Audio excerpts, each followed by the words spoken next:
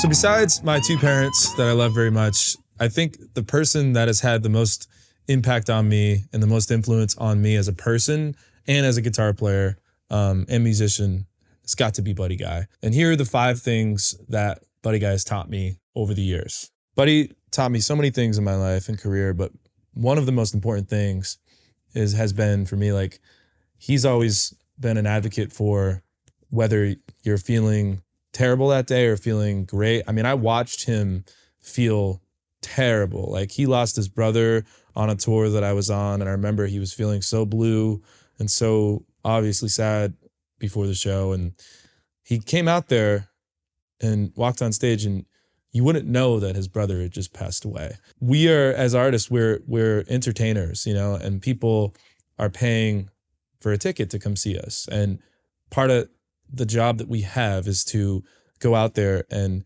give people what they paid for, you know? And so Buddy's whole thing is just giving 100% of what you've got. There may be nights where you have 60%. There may be nights where you have 20%. But if you can give someone 100% of that 20% or 100% of that 60%, you're doing yourself a favor and you're doing the audience a favor. So another thing I learned from Buddy over the years is just his bending style / tone. And I can put that in the same sentence because it goes hand in hand. So Buddy likes to use Fender Bassman amps. And I hope I'm not giving his tone away, but I think it's been well documented on the internet, so everybody can look this up. But he dimes the amp all the way, and he uses Bassman, so those go up to 12.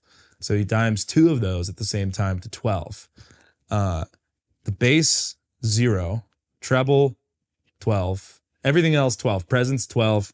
Guitar, 12. Tone, 12. So it's very high-endy. And I got to be honest with you, I haven't seen anybody else be able to do this right and it sound great.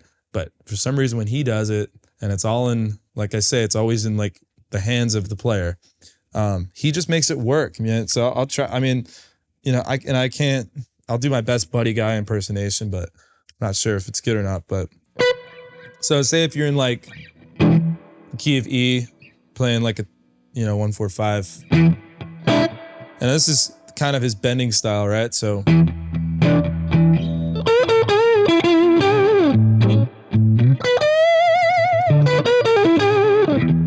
it's very ferocious, you know?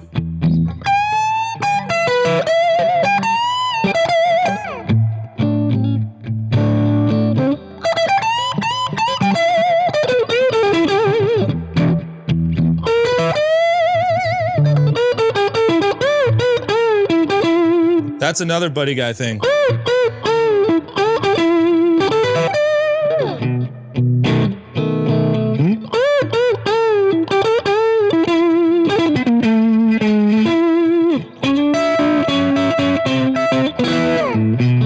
And he's very like messy too with it, but like in such a great way.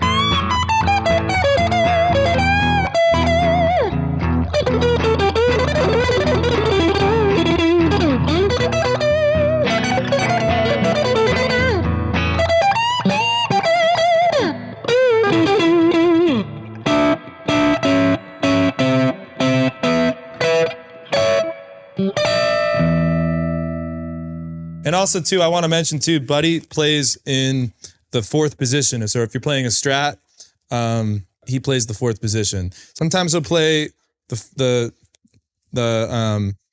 neck pickup. But I notice a lot of times hearing him, like he'll do this, the 4th.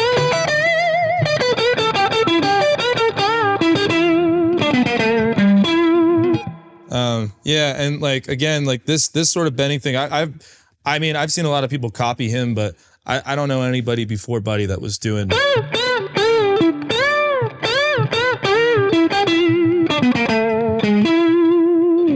And I haven't seen anybody since do it as good or better. So if I'm on the 14th fret and the G string, so most people go like this. Buddy goes all the way to a D on this bend, right? So he goes.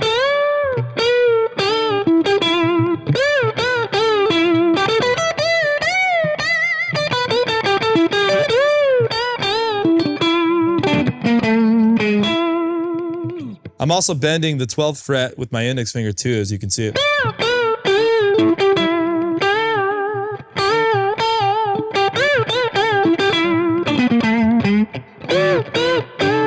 And you know, with Buddy, it's just everything is ferocious, you know. So another thing I got from Buddy Guy was the way in which he is so dynamic as a player and also as a vocalist too. I think a lot of people look over how great of a singer Buddy is and how beautiful his voice is, and because a lot of people think of him as a great guitar player, which he is, but I also love his voice. What I learned from him was his dynamics, and to me, what separates good guitar players from great guitar players are dynamics in their playing.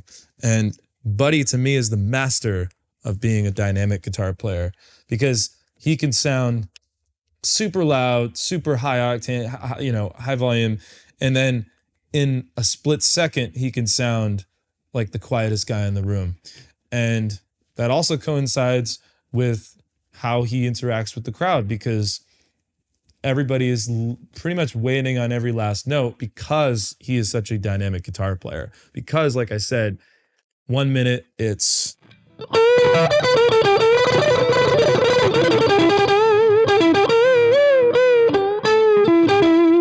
And he can do that same thing with his volume on 1 or 2, and he can go...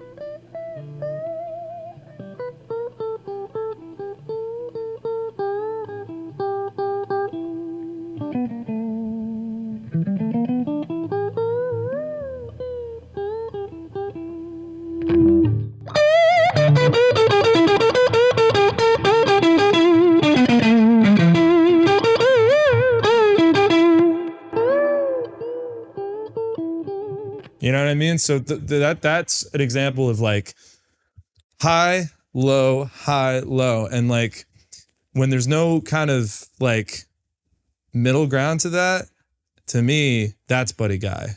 That's who he is as a guitar player. It's just, you're either gonna get up here or super down here. So another thing I learned from the great Buddy Guy is Buddy's showmanship.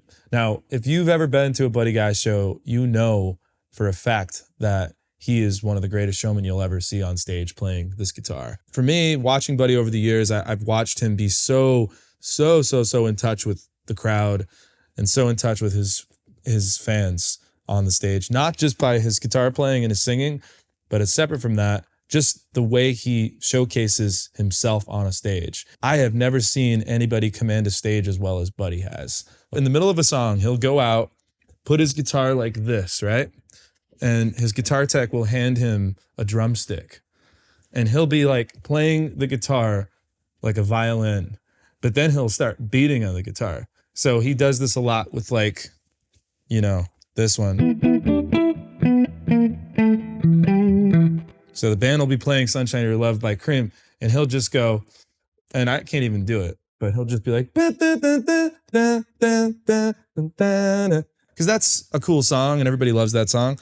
And he knows that, but like he makes it so much more interesting because he's doing the stuff that like nobody does and doing it so authentically and so him, and it's so unique and so deep. You know, he feels every bit of what he's doing. So that's another thing. And I don't do that at my shows, but I definitely have taken a lot of different sort of things, the things that he talks about, like his joking, all of that stuff, I try to incorporate into my show, and I try to be silly and funny like he is. Buddy Guy has taught me so many things in my career, but if I had to narrow it down to one more thing, I would probably say his vibrato.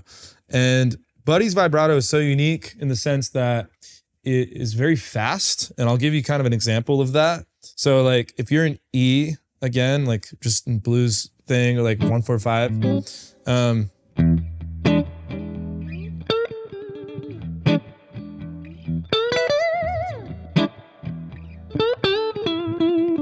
You know, he's very fast. You know, and other players, you know, like Eric Clapton or somebody like that, they're a bit slower with the way they have their vibrato, right? So like Eric would be like, if Eric was playing that, he would go like this. You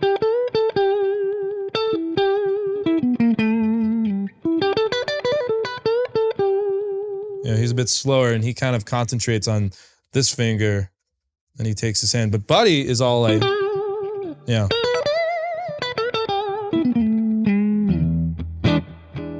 And Buddy would probably say he got that from watching B.B. King play, because B.B. King's style of vibrato is so popular, and anybody that knows about blues guitar knows that B.B. is like the quintessential vibrato that everybody is trying to kind of go for, right? Buddy was probably a young kid listening to B.B. and listening to, you know, T-Bone Walker and Johnny Hooker and all of these incredible blues artists, and trying to kind of cop what they were doing. But like us guitar players go, like all of our goals is to have our own voice with the instrument.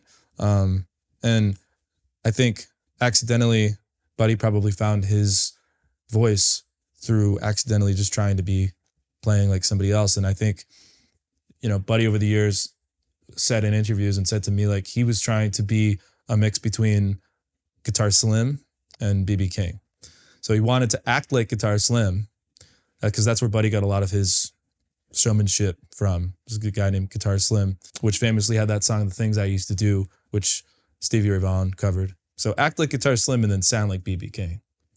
And he totally mastered that. And then through that, now he has a signature sound and a signature way that he acts on stage. And yeah, so part of Buddy's whole voice and, you know, his sound is his vibrato, and it's very fast. And I also want to mention too, I mean, the thing that's so unique about Buddy is I always think that he's kind of the bridge between Jimi Hendrix and Eric Clapton and Jeff Beck and those guitar players in that generation, and then what came before Buddy, which was Muddy Waters and Howlin' Wolf and Sunhouse and all of those people that came before him, B.B. King and T-Bone Walker. And so he's like the bridge. You know, he was the new kid on the block when Muddy Waters and Howlin' Wolf were kind of ruling the streets of Chicago. And he was the kind of the barrier between those guys, and then obviously influencing Eric Clapton and Jimi Hendrix, and then of course later on Stevie Ray Vaughan, which it was influenced by Jimi Hendrix, which Jimi was influenced by Buddy. So it's just very cool, you know?